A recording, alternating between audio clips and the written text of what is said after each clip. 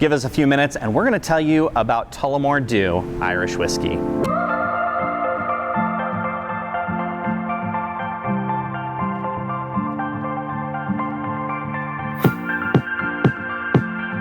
Here at the Queen Anne Beerhall in Seattle, Washington, thank you again to the team here for letting us invade their space and take up some room and get in their way and stumble over our cables and things as we taste Tullamore DEW with Jane Maher. Yes, thank you. Cheers. We're generally causing havoc in here. Absolute havoc on a Friday. A couple whiskeys in and you don't know what's going to happen. It's gonna get chaotic. It's gonna get... Be sure to watch the video of Tullamore DEW original, which I will put a link to.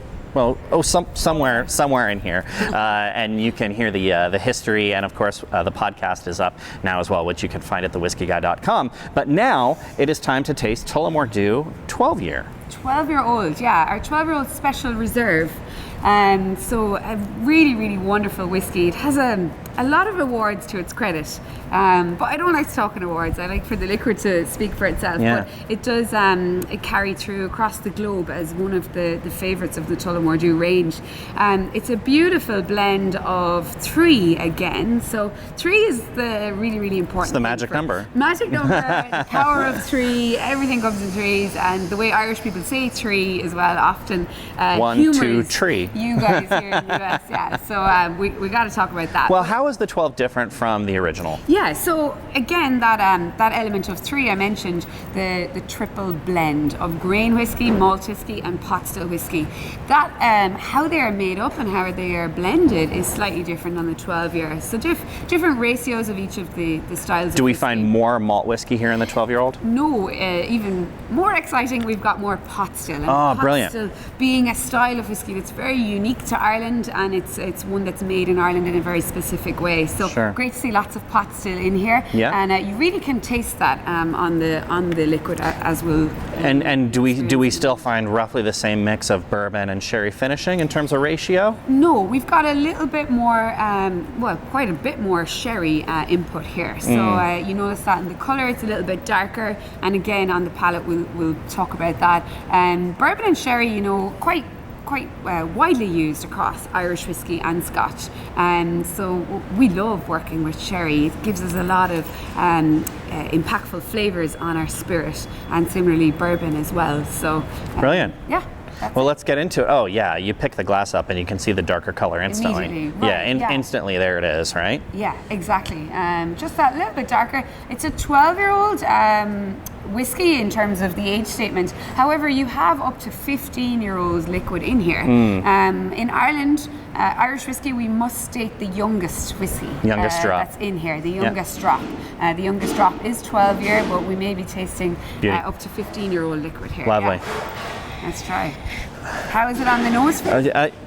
Yeah, you really get the sense of the sherry, that kind of rum raisiny. Yeah, that's tiramisu or tiramisu if you prefer. Yeah. Absolutely. Yeah, lovely. Lovely color, and I also noticed that as I swirl around the glass, it has a little bit more of a coat to the glass on the edges than the original did. Got more legs. Yeah. And literally, all those years in barrels, you're going to get that. A little bit more texture on it, and when we taste, you'll notice that on the palate too. Yeah. It's just got a heavier mouthfeel to it. Don't leave me hanging too long. All right. We should have a toast. Yes, please. Yes, yeah. My favorite one. It's really a quote rather than a toast. All right. Well-behaved women rarely make history. Oh yeah. Cheers. Yeah. So here's to drinking whiskey. Much brighter and taller right when it hits your palate. It opens up almost a little bit more estery, but then it deepens down quite a bit. On the finish, yeah. Absolutely. And it's funny you said brighter and taller.